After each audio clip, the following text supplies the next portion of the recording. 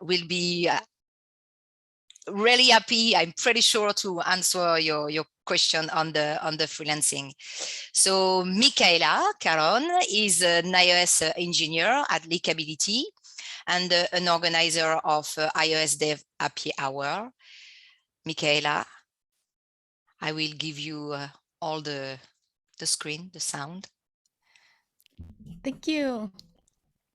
So yeah, thank you, Betty. So I'm moving the chat so I can see it. So I'll try to look at the chat like throughout the whole presentation, but if not, Betty or Sierra will go ahead and just interrupt me. It's totally fine.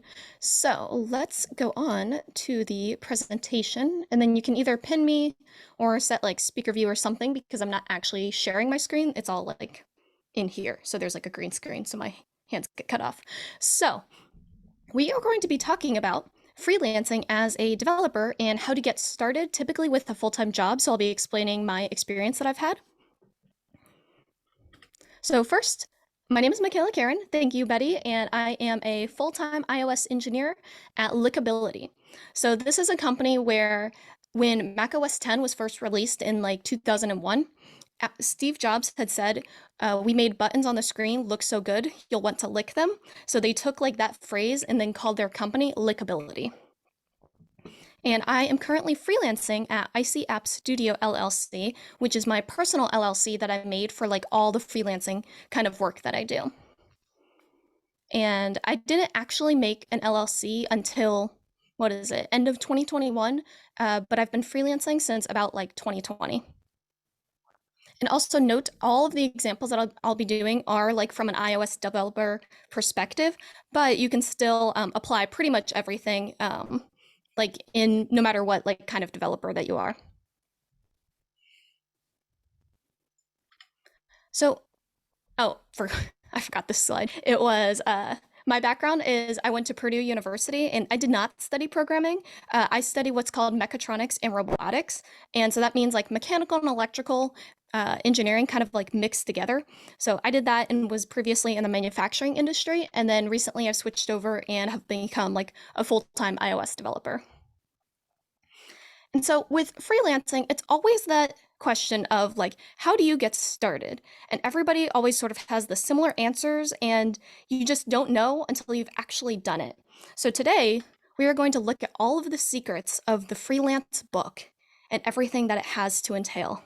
So let's get started. First, we have to define what is freelancing. Freelancing is typically called like a side gig, it's a side hustle. It can be called consulting. And then it also is just really, it's working for yourself. Freelancing is just doing something typically outside of your typical 9-to-5 job. So how do we get started? With freelancing, there's only 6 steps. You have to pick a niche, find a client, make a contract, do the work, deliver the work that you said you were going to do, and repeat. Duh, it's just that easy. Thank you for coming to this talk. Okay, but really, let's break down each one of these steps because this is really how it goes. So you first have to pick a niche. So you have to decide what is it that you want to do. So as mobile developers, we have to pick, do we want to do iOS, Android, or some kind of cross-platform? And so for me, I did iOS development because I've always had an iPhone. So I've just always wanted to do like iOS as opposed to doing Android because I don't know how to use an Android phone. But more importantly than picking what you want to do, you have to decide after that is what problem do you want to solve? So you have to decide, do you want to build an app from scratch for somebody or improve an app that's already built? So it could be like a maintenance of some kind of app or tacking on features to an app that's already built. So you already have your existing code base. You have to build off of that. Or you could do something completely different and do mentoring. So I do some of that as well. So I will do, I do build an app from scratch, and then I also do mentoring with what I'm currently doing at the moment. But you then have to go about the age-old question of finding a client. So you can start off with your friends and family, and social media. So these are typically what are called your warmer leads. So this is when you will reach out to people that you already know and just tell them, I want to start freelancing. I want to make an iOS app for you.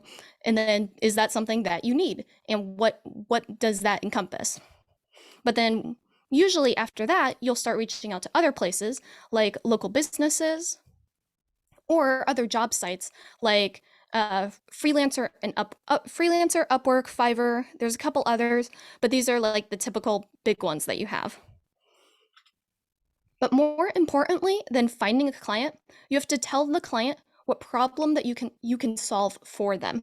Because your client doesn't care if you use Swift UI, if you're using UIKit, if you're using Core Data, CloudKit. They don't care because they may not even know what that is. They just want to know, can you solve the problem for them that you have? So communication is really the most important thing. So you have to push people. You have to tell them, this is how I can solve the problem for you. So my story is I started learning iOS development and I was joining the Code with Chris forum. So Code with Chris is an iOS YouTuber, and I joined his forum because I was learning. And from there, I just wanted to answer everybody's questions. So I just started answering every single person's question that I could on the forum. And from that, Chris noticed it, and he actually let me become the community manager that he had, which basically meant in the forum, I became a moderator. So because of that, he recognized all the work that I kept putting in, answering everybody's question. I became a community manager. And then from there, I then started doing some mentoring and subcontracting for him. So he had a promotional thing where so many people who bought his course were able to have 5 consulting hours with him. So from that, he realized he didn't really have the bandwidth to complete that. So I then was able to take some of those clients from him and subcontract under Chris. Excuse me. So that was one of the clients that I found. The other one I found was Mikaela, through social media. There's a question in the chat. Navani was interested in knowing more about what you mean by mentoring as a freelancer. So yeah, what I mean is I'm doing freelance work, as in it's work still outside of my normal job, but the work that I'm doing is mentoring. So instead of building an app or anything for somebody, I am mentoring a student for improving their developer skills. Yeah, that's a good question. So how I found my other freelance client was, again, through social media. So all of mine have been through warmer leads, which are the best because it's always through somebody you know, because even somebody, you trust them, you trust their judgment. And then when they recommend you to somebody else, they're like, okay, well, my friend recommended you and I trust my friend, so you must be okay enough. That's typically how a lot of warmer leads go. So I was just on Twitter because I used to post, and I still do, post about my developer journey and how I got started and just what I'm learning.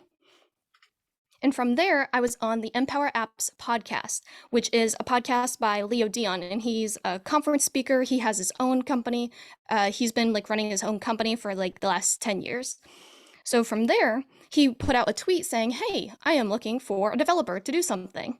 And I responded to that. And he interviewed a couple other people. So he interviewed me with several others, but because we already had that rapport of he knew my background and where I came from and everything, he ended up choosing me as the person to do the dev work that he had at the time.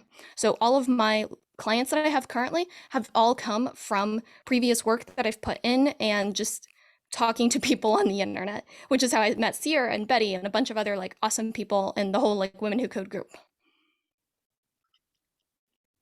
So once you have a client, you then just start thinking about the project scope. So what are the goals that your client has? What are they trying to accomplish?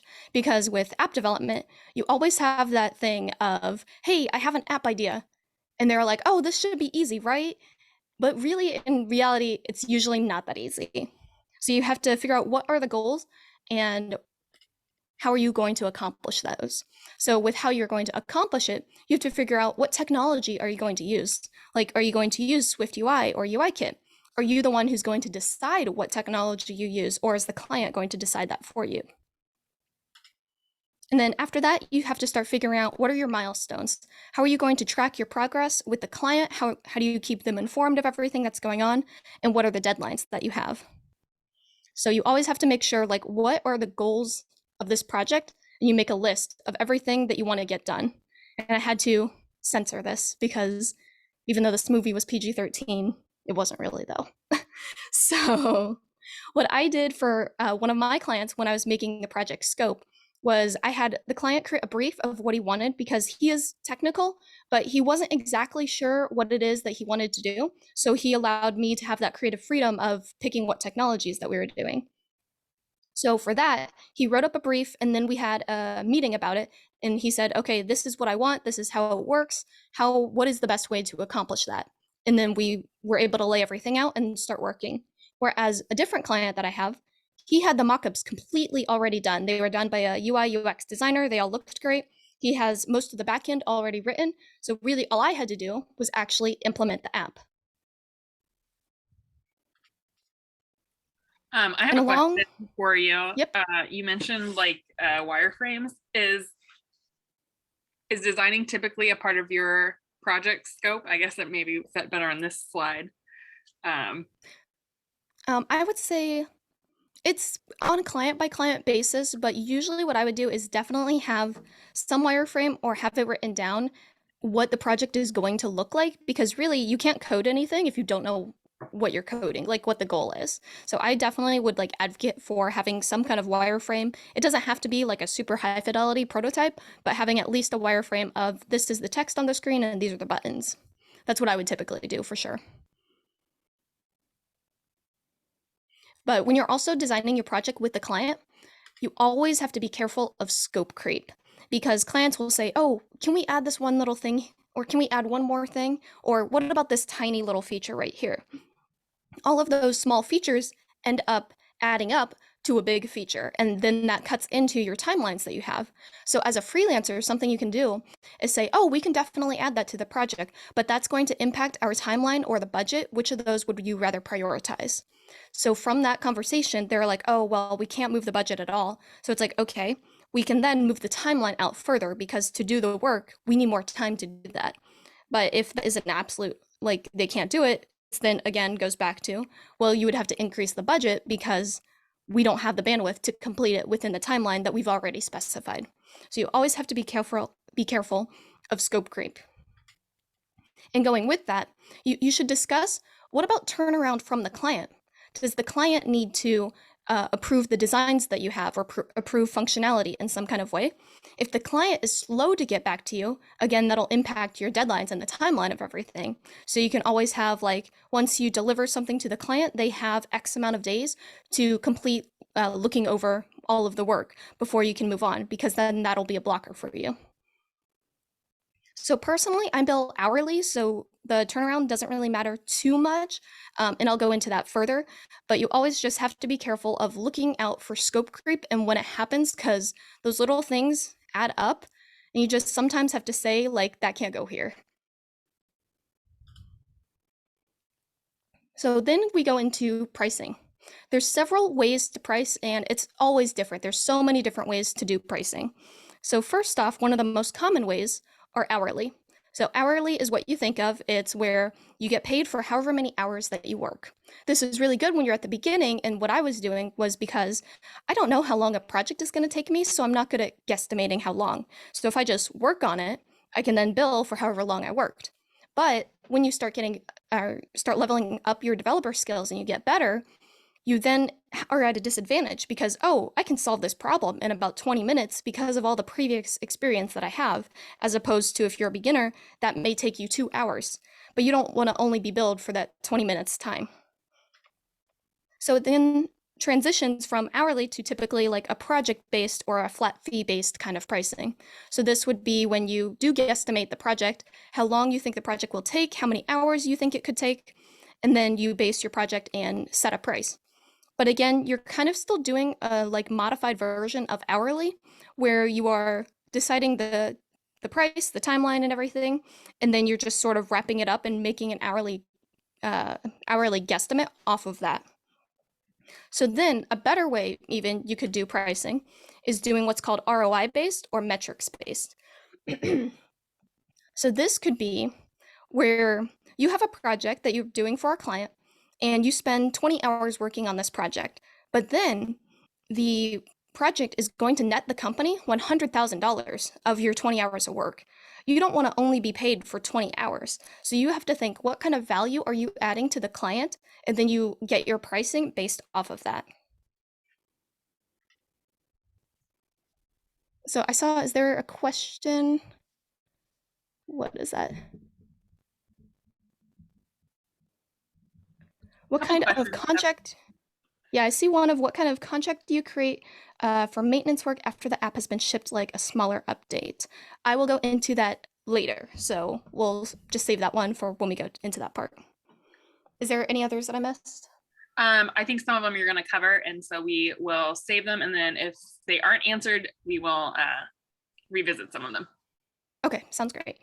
So with pricing, what I did from the beginning was really just think about how much money do I want to make as a freelancer? So say you want to make $2,000 in a month, but with that, you only really want to work 20 hours out of the entire month.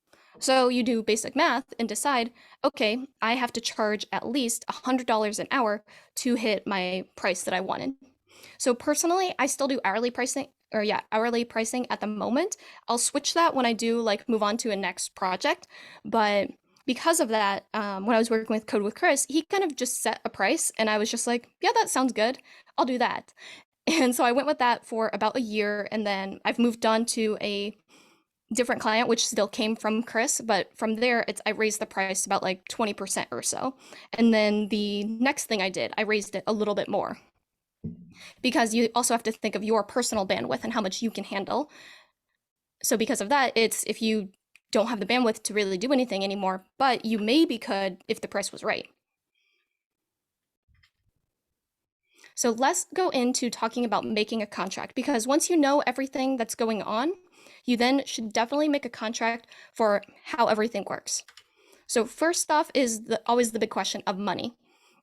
You need it written down of when you will be getting paid, how much you'll be getting paid, and then how they should go about paying you. So whether that's through PayPal, through like direct deposit in your bank account, making sure like you have it written down of the payment terms is really good for in the case of they don't pay you. You can tell them you signed a contract that said this is how this is going to work and the consequences of not being paid on time. You need to have your deliverables. So what are you doing, thinking pretty much? So is it what kind of format are you going to deliver the code as? How are you going to hand it off to the client, and how that all works? And then definitely think of timelines. So timelines can be things like what milestones are you hitting at what point in time, and what features need to be done at that. And then this is where you can also put in the timelines and deadlines for the client for them getting back to you. And then code is one of those interesting things where you also have to think of intellectual property. So like you wrote the code, inherently that is your property, but when you are working for a client, the code you write may typically also be, or it may not be yours anymore. And it's really all the code you're writing is for the client, and the client is the one who owns that code in the end. And also always have this is not legal advice for anybody. I'm not a lawyer. These are just things I've seen that are really good to have inside of your contract, because having everything written down makes sure that you can always go back to it. If anybody ever has any issues or any disputes, you can say, this is what we mutually agreed upon. And so you can go forward with that. So again, you always have to have your deadlines of everything. Mikaela, there is a question regarding the code, and do you share the code after the app is done or during? You can. That is definitely up to you and the client. If the client is not super tech savvy, they may not be able to do anything with the code, but you could we'll talk about that of different ways to deliver the code to the project or to the client in the end of the project. So we'll go into that, but it's really dependent on like who the client is and what it is that they're looking to do possibly after you finish the project. Thank you. So once you have, or I saw one more question pop up. Are there any tools to help you build a contract or a template that you can create it? Yes, I pretty much, I Googled it of like basic basic like subcontractor or developer contracts or freelancing contracts. I made one sort of based off of what one of my clients, they had a contract that I had designed, and I used sort of that as a template as well. And then when I got one of my second clients, I kind of compared the two contracts that we had, and we covered pretty much the exact same thing. So a lot of that, I've taken pieces of those and put them into like my own contract. But a lot of them you can find templates. It's in the end, the best is to always end up hiring like a lawyer, because they would know exactly what you should and should not, or more what you should have in your contract. So that would be the best way, I would say. Again, that's not legal advice, so consult your lawyer for the best advice out there, but that is like a general way you can do it. So once you have your contract, now you're a developer, you have to do all the work. So you have to do what you said you were going to do. So with that, what I did when I first started, and I'm still doing right now, and this is one of my app ideas that I have that I need to make at some point, is making a plan of what you're going to get done, say for the week or just for the day. And I will set times for tasks. So I'm like, okay, here's the new task that I'm working on. I think this will take me about 1 or 2 hours. And do that. And then once I complete the task, I then write down how long it actually took me. So I track all of my time. So then you can start getting better at guesstimating how long you think things will really take for you. And then sometimes what you may need to do is hire subcontractors. So these would be people who would work under you to complete some of the tasks that you have. So one of the projects I have, I do all of the work on it. And then another one of the projects I have, is subcontracted, and then I make a profit margin off of what I'm being paid by the client and then what I am paying the subcontractor. And so just always, in the end, you have to end up doing what it is that you said you were going to do, and don't let anybody stop you.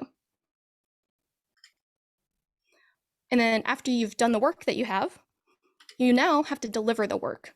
So this should be covered in your contract of how are you going to be delivering the code? Is it just going to be zipping the project and sending it via email?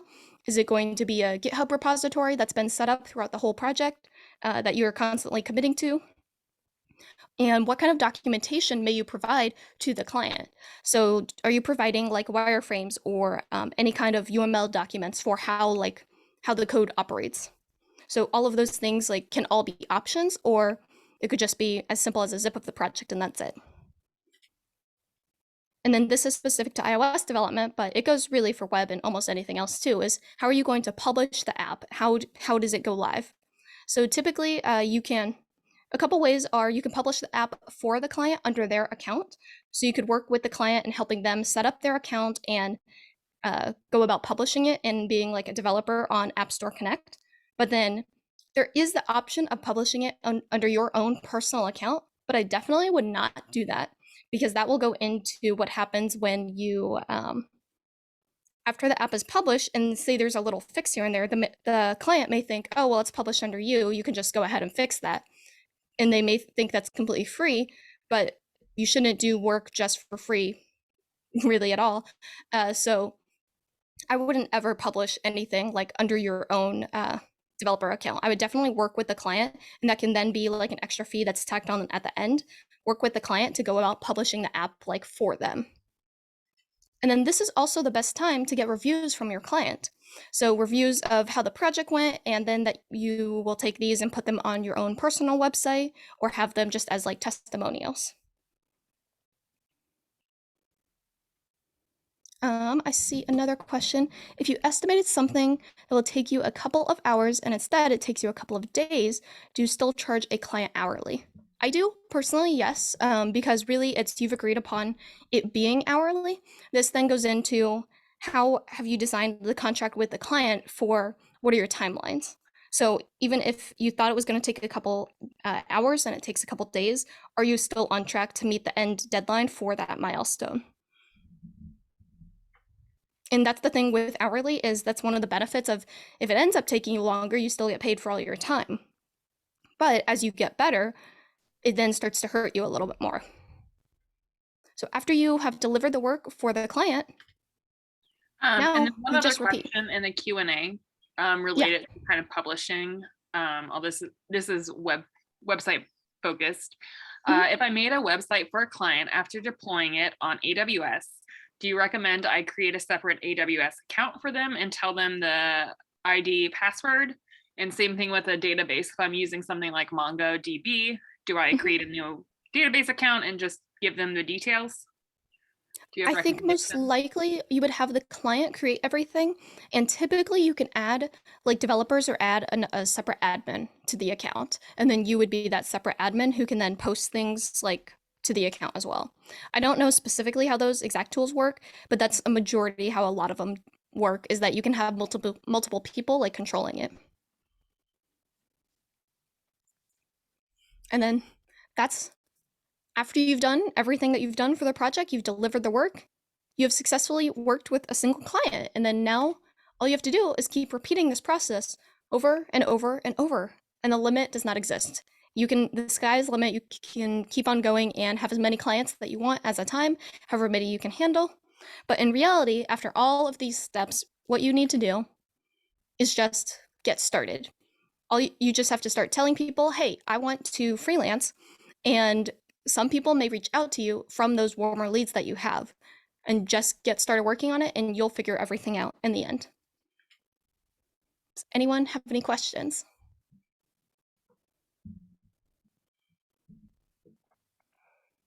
So I see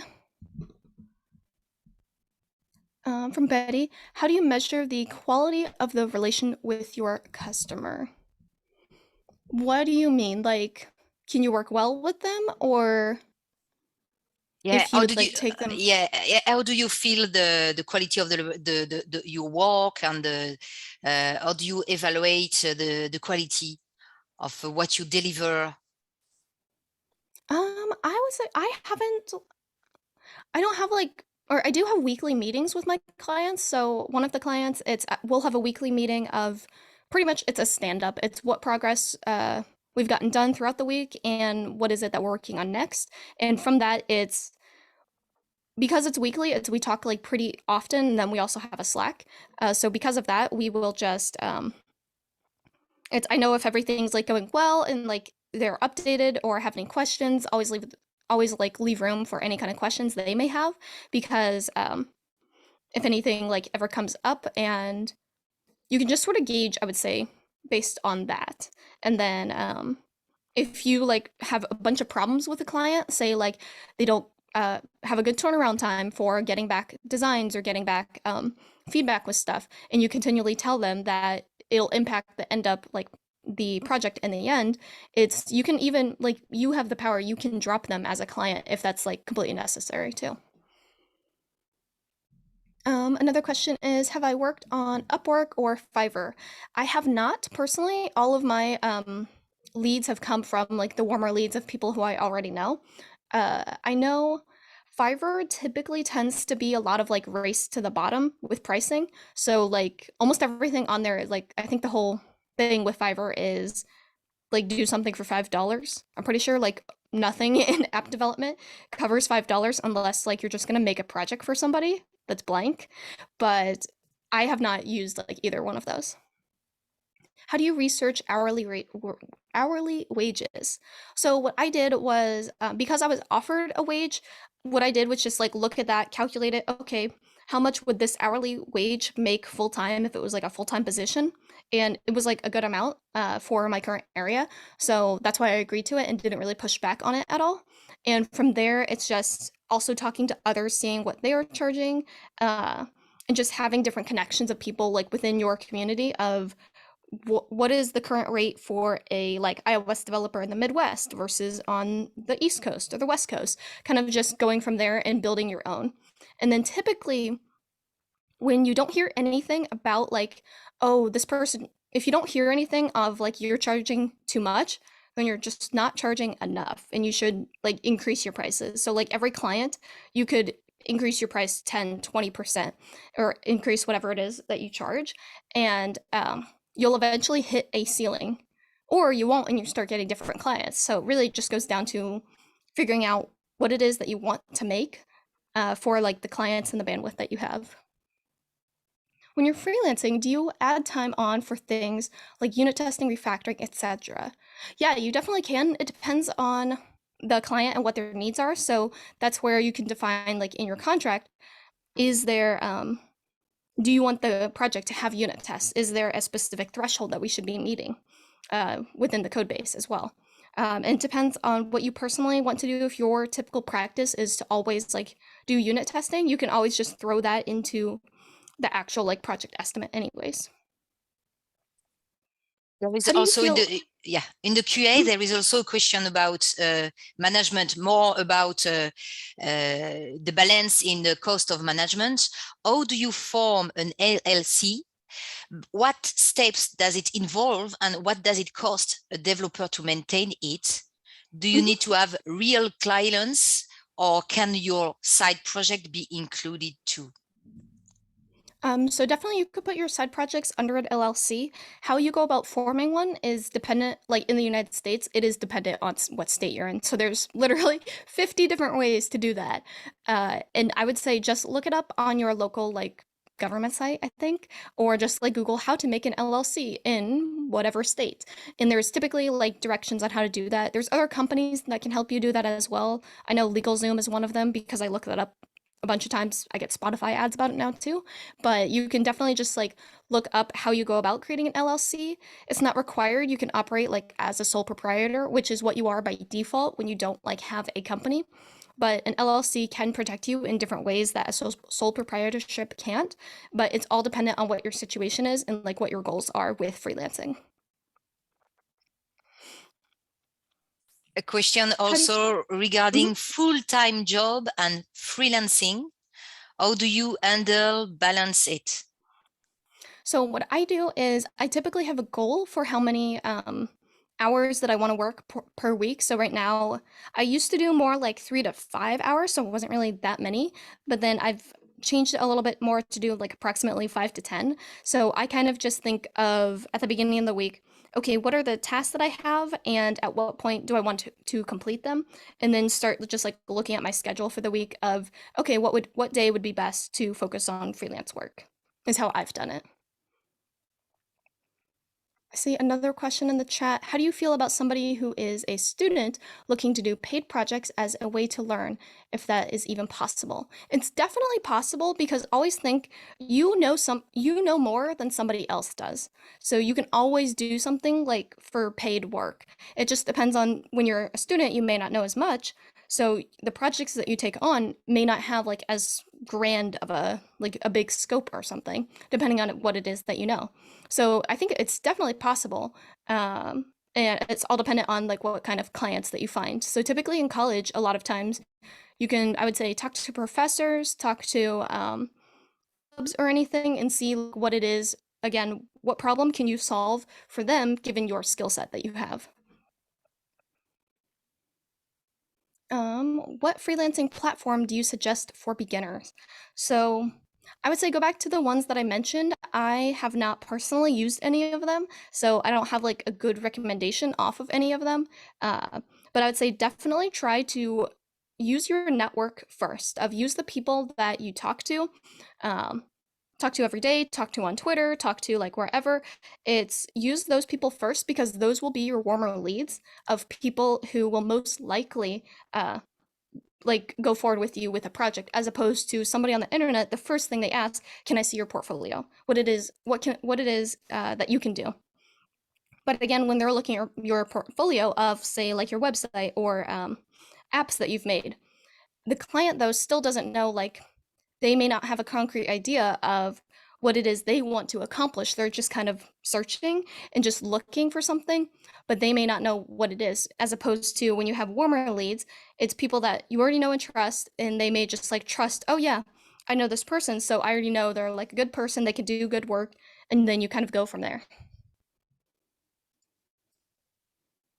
Oh, I see in the Q&A too. Any tips on estimating the hours and cost for a client? So one of the big tips is really just think of what is it that you're doing, like what is it that you're solving? Because depending on what it is, like, are you building an app from scratch? How many screens does that app have? So every screen, that's, again, more work. But what's inside of that screen? Is it a bunch of network calls? Is it displaying data on the screen? Figuring out like what it is that you're doing, you can then start thinking about, okay, how do I accomplish those things?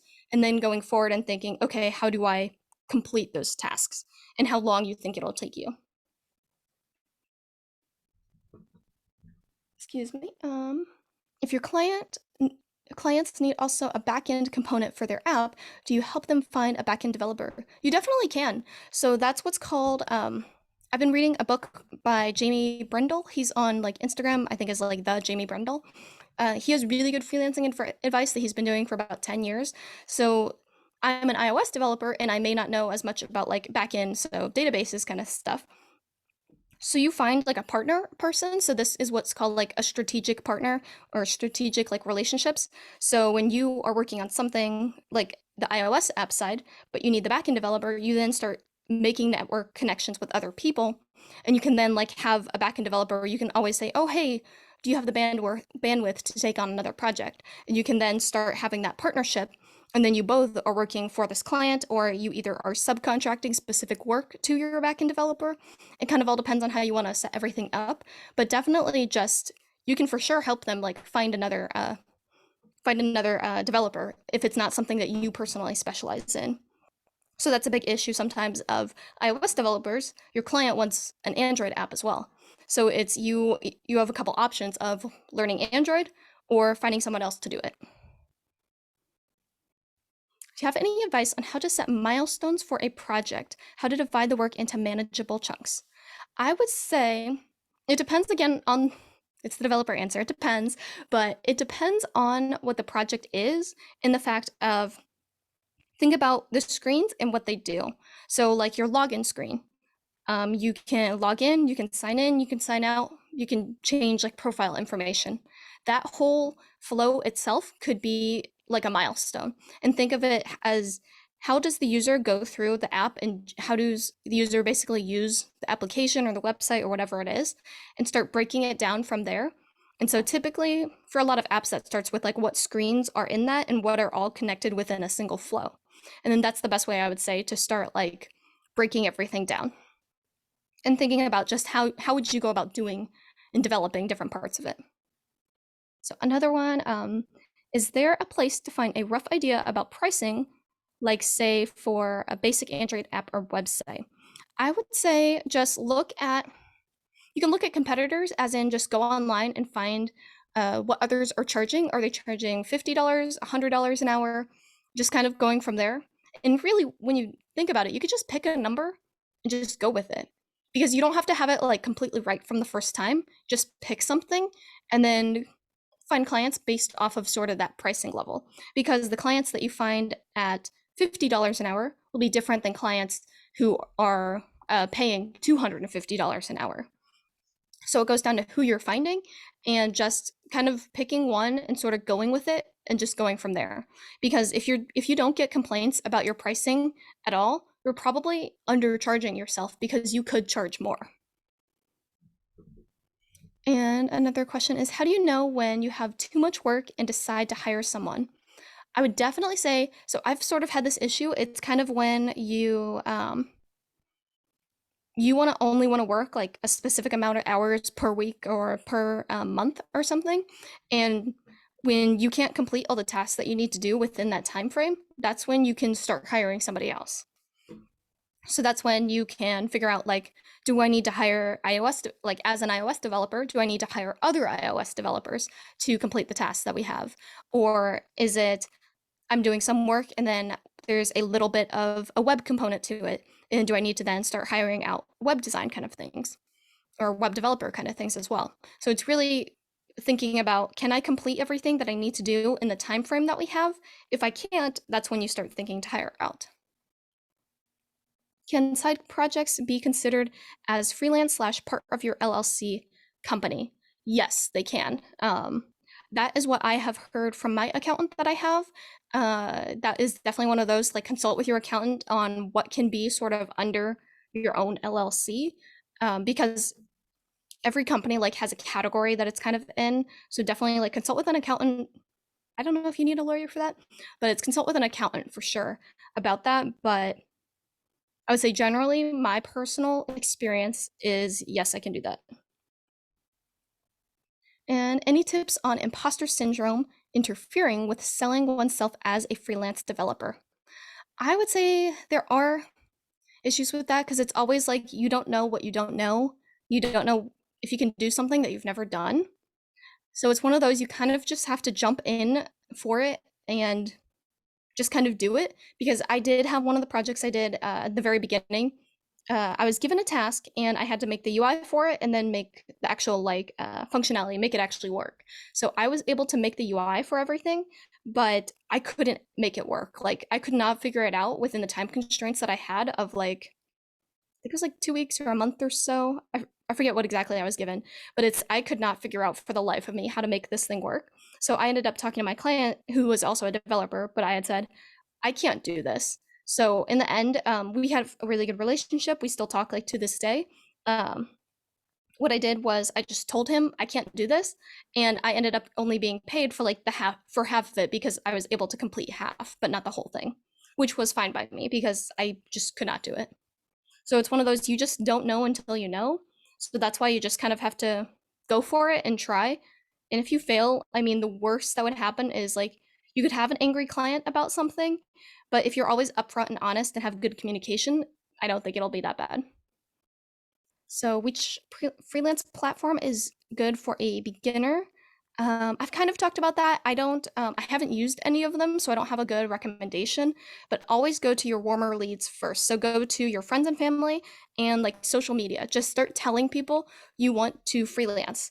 So from there, like you will start getting leads of, oh, hey, I know a guy, I know a person who can do this.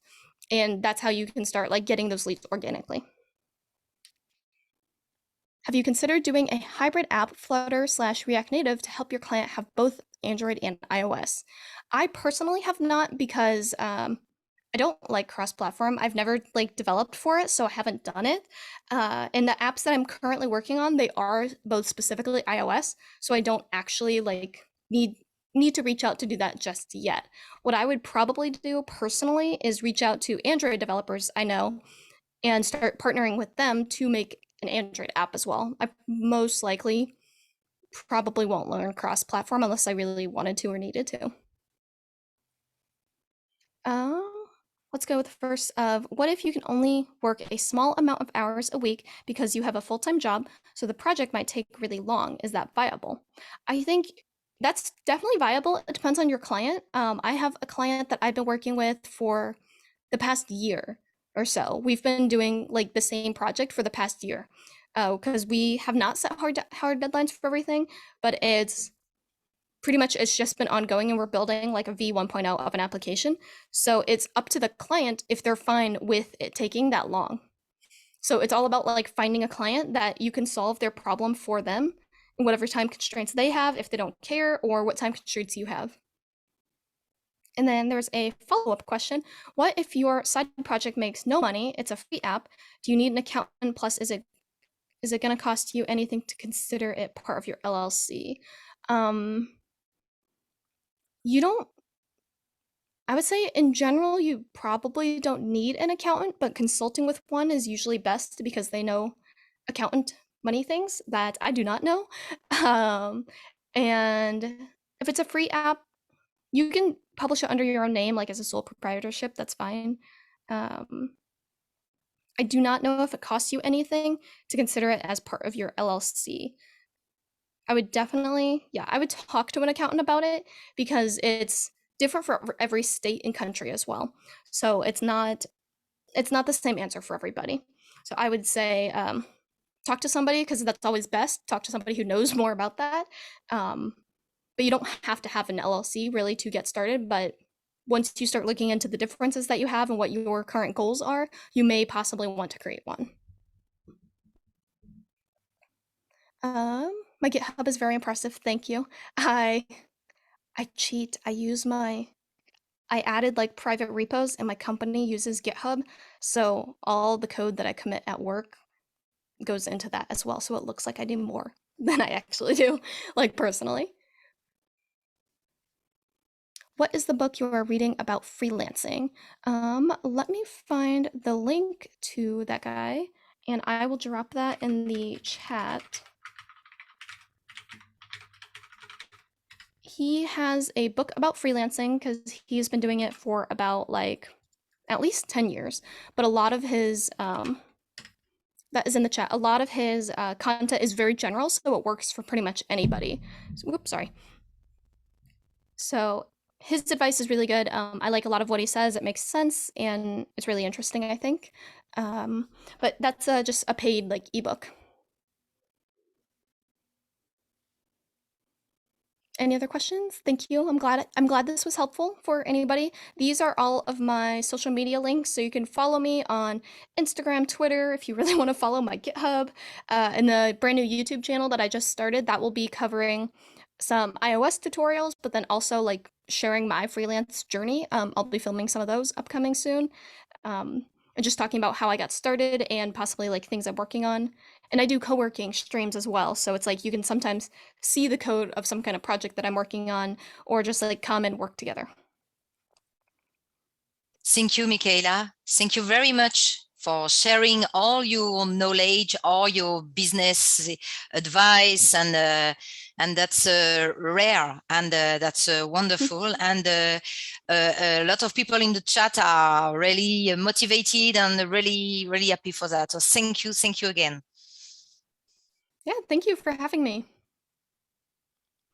Thanks so much for being here. Thank you to everyone who joined, and we hope to see you at future Women Who Code events. And again, a gentle reminder that our CFP for Connect Recharge, our conference on May 26th, closes on Monday. So if you're inspired by Mikaela giving a talk here today, you can also submit a talk for Connect as well. Thank you all so much for being here, and we will see you all next time. Have a great rest of your day and hopefully a great weekend as well. Bye.